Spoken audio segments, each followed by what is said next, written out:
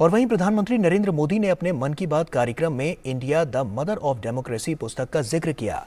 उन्होंने बताया कि इसमें कई बेहतरीन एसेज हैं। भारत दुनिया का सबसे बड़ा लोकतंत्र है और हम भारतीयों को इस बात का गर्व भी है कि हमारा देश मदर ऑफ डेमोक्रेसी भी है।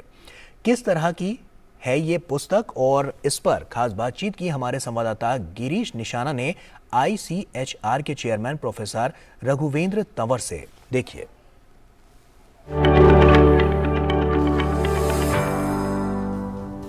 भारत दुनिया का सबसे बड़ा लोकतंत्र है और हम भारतीयों को इस बात का गर्व भी है कि हमारा देश मदर ऑफ डेमोक्रेसी भी है। लोकतंत्र हमारी रगों में है, हमारी संस्कृति में है।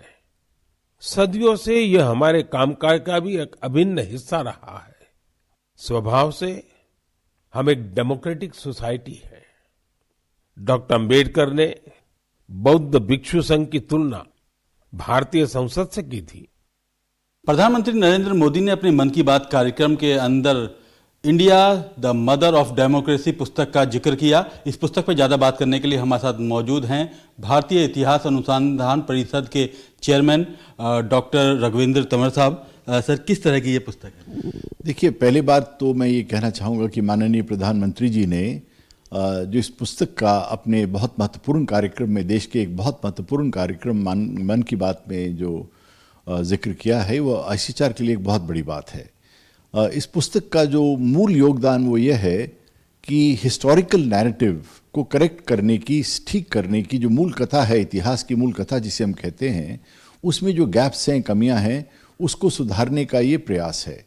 प्रधानमंत्री जी तो बहुत समय से ये कह रहे हैं कि बहुत एक दुर्भाग्य है, विडंबना है इस देश के साथ, एक कितने प्राचीन देश के साथ, कि 200 साल के राज में अंग्रेज़ों ने यहाँ के नैरेटिव को, यहाँ के ऐतिहासिक नैरेटिव को बिल्कुल परिवर्तित किया।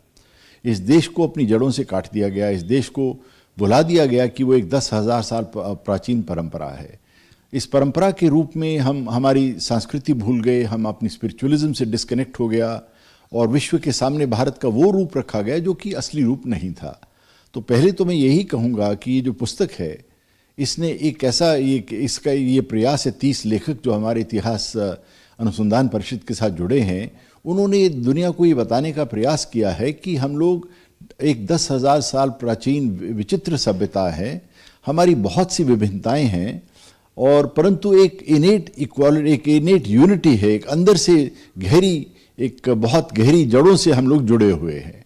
और 10,000 साल पूर्व की जो सभ्यता है, भारत एक, अगर आप देखें, एक शुरूबंदो कहा करते थे कि भारत हिमालय से लेकर समुद्र तक एक सभ्यता है। हम एक सभ्यता पूर्ण देश हैं। हम एक पॉलिटिकल यूनिटी तो है, बट उससे अधिक ज़्यादा बहुत महत्वपूर्ण बात यह है कि हम सिविलाइजेशनल नेशन है। ये जानना बहुत ज़रूरी है। जहाँ तक लोकतंत्र का सवाल है, जो इस पुस्तक का मूल शीर्षक है, लोकतंत्र के अलग अलग रूप हैं।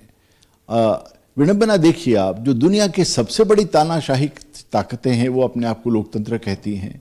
जो दुनिया की सबसे प्राचीन जो सभ्यता है, जो लोकतंत्र के संबंध में, उसके बारे में कुछ लोग कहना शुरू कर दिया कि इस देश में तो लोकतंत्र खतरे में है। मुझे कई बार आश्चर्य इस बात से होता है, जैसे प्रधानमंत्री जी बार बार यही कहते हैं कि लोकतंत्र तो हमारी नसों में है, हमारे खून में है। लोकतंत्र कोई हमें थोपा नहीं गया है, ये तो हमारी 10,000 साल की प्राचीन परंपरा है। हम लोग इवॉल्व हुए हैं, एक बड़े वृक्ष के समान लोकतंत्र यहाँ पना फूलपा है। इस प्रकार से इस पुस्तक ने इन बातों को उठाया है। लोकतंत्र का जो मूल सिद्धांत है वो कंसेंसस है, यानी एकता, समानता, सब लोगों के मत बने, एक मत बने। भारत की सभ्यता में हमें वर्णन आज से 5-6 हजार साल पूर्व इन चीज़ों का मिलता है। ऋग्वेदिक, अनेक वैदिक लिटरेचर में, अनेक वैदिक ग्रंथों में इस बात का वर्णन मिलता है कि किस प्रकार से सभाएं थी, समितियां थी। आज भी हमारे ऐसे गांव हैं जो 2-2 हजार साल प्राचीन गांव हैं, जहां सबसे बड़ी बात सहमति है, कंसेंसस बिल्डिंग है, जिसको हम पंचायती सिस्टम कहते हैं। हमारी खापें हैं, हमारे कबीले, हमारे ट्राइबल सोसाइटीज़ हैं। सारी दुनिया जानती है कि भारत की जो ट्राइबल सोसाइटीज़ हैं वो इस बात पर डिपेंड करती थी। कैमरामैन राजेश शर्मा के साथ गिरीश निशाना, DD न्यूज, दिल्ली।